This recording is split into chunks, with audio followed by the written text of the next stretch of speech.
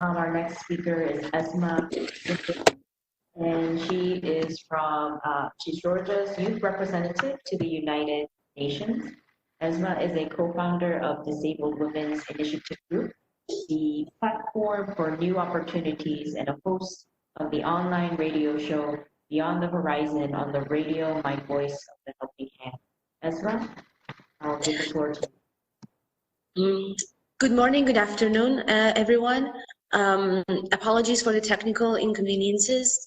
I'm joining you now from the Youth Agency, which was established in 2019, so last year, and which coordinates the UN Youth Delegate Program in Georgia.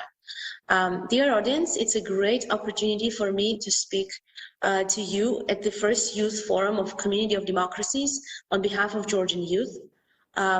The UN Youth Delegate Program has been established in Georgia since 2012. I'm the 8th youth delegate of Georgia.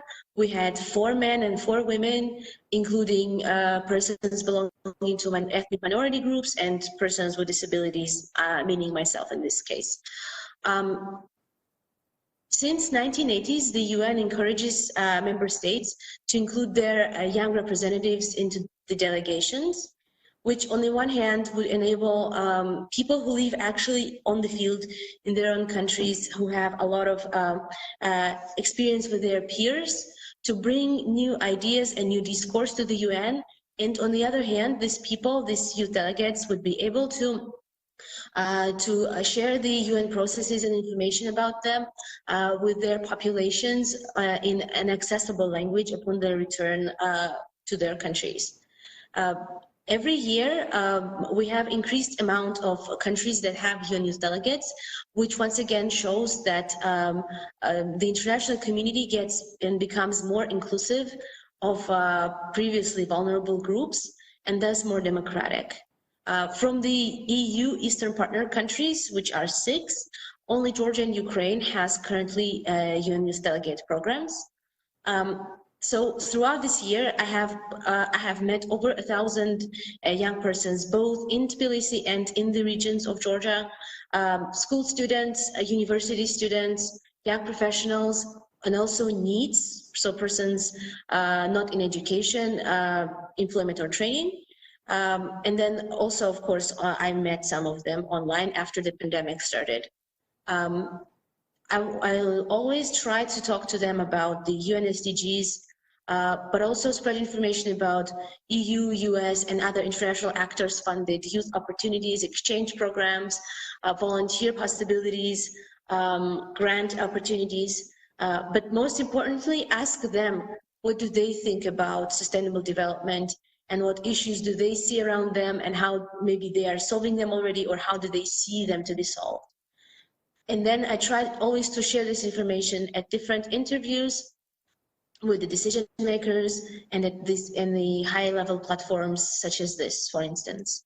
As the UN has prioritized in its work 4 SDGs for Georgia, I will now name them and then I will discuss what I have found from the young people I've been meeting about and over these 4 SDGs in particular. So first is SDG 5 on gender equality. The second is SDG 10 on equality among persons and the states. Then it's SDG 16 on peace and sustainable institutions, and SDG 17 on public-private partnership. So we'll start with the goal 5. Due to the isolation rules, young women and girls living in the conservative families face additional barriers, as now they have to, as all the learning and work happens online, now they have to really be explaining to their families why do they have to, for example, go out as they don't have to go for studies or work. So they have to really justify this. For the goal 10, which is equality among persons and states, we still have this situation. I actually sometimes individually consult young people who reach out to me and try to connect them with decision makers. And through these communications, I found out that some youngsters with disabilities still have a difficulty to pass university entrance exams in accessible formats for them. Also, the young students living in occupied and coming from occupied territories had difficulty during the pandemic as they were locked up and were not able to return back to their homes or receive the support from their parents because the parents were also locked up behind the Russian occupation line. Also, in terms of web accessibility, as I said, I'm, for example, joining you from the youth agency because WebEx, unfortunately, is not a blind-friendly platform. Therefore, I cannot navigate it independently and have to rely on others in relation to that. With regards to, also some young people had to be overexposed to the COVID threats. Those who were working in the service sector, those who were, for instance, locked up in the market, in the supermarkets, so that they could start the work right away after the curfew ends in the morning, for instance. On the goal regarding the equality between states, when we were discussing with my peers, many of them talked about the importance of solidarity between middle-sized and little and smaller states to ensure and that our territorial integrity, our sovereignty is not torn apart, and that we don't face separatism, occupation, and hatred and conflicts, no matter who our allies are internationally. On the goal 16th, I always talk about this. It's very important to talk not only about resolving big inter-ethnic or political conflicts, but it starts from our communities. How do we treat each other internally? Is there bullying? Is there tolerance? Is there acceptance and solidarity? With regards to that, I would say that the solidarity that our civil society showed in 2018 when Pankisi Gorge resident, who is ethnically Kist or Chechen, was fatally shot in creating the social demand for proper investigation of that case, was really worth noting because, as I said, the Georgian civil society really showed solidarity to his family in that regard. I'm a member of the youth initiative group, which is called the 16th Element, and where we publish blogs and some interviews, but also hold discussions with young people around Georgia about peace in conflict and try to put forward peace narratives from our personal lives and our personal peace experiences. With the goal 17, a lot of young people mentioned the importance of socially responsible business. As for business, it's also very important to live in, operate in prospering and stable society, because this prosperity and economic stability and political stability, peace, and all other relevant human rights really contribute to creating more demand, like more economic demand on the goods and services that they provide.